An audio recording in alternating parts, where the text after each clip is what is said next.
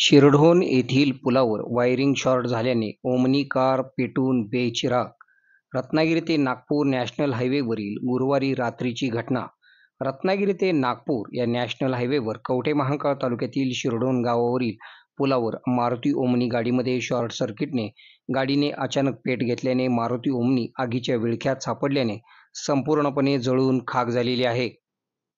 रत्नागिरी ते नागपूर या नॅशनल हायवेवरून दोघे जण मिरजवरून सांगोल्याकडे जात असलेली मारुती ओमनी क्रमांक MH13N6340 गाडीमधील वायरिंग अचानक शॉर्ट झाल्याने गाडीने अचानक पेट घेतला. गाडी अचानक पेटल्याने गाडीतून दोघे उतरले अशी माहिती समजते. मात्र यावेळी आग विझवण्याची कोणतीही यंत्रणा उपलब्ध न झाल्याने अवघ्या काही क्षणात गाडी आगीच्या भक्ष्यस्थानी पडली. यामध्ये गाडी पूर्णपणे आगीच्या भक्ष्यस्थानी पडल्याने जळून बेचिराग झालेली आहे.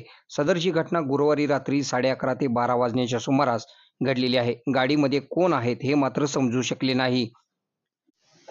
आपल्या भागातील बातम्या पाहण्यासाठी आमचे न्यूज चॅनल सबस्क्राईब करा व लाईक करा. मुख्य संपादक Kunal Kothawale, KK Marathi news network.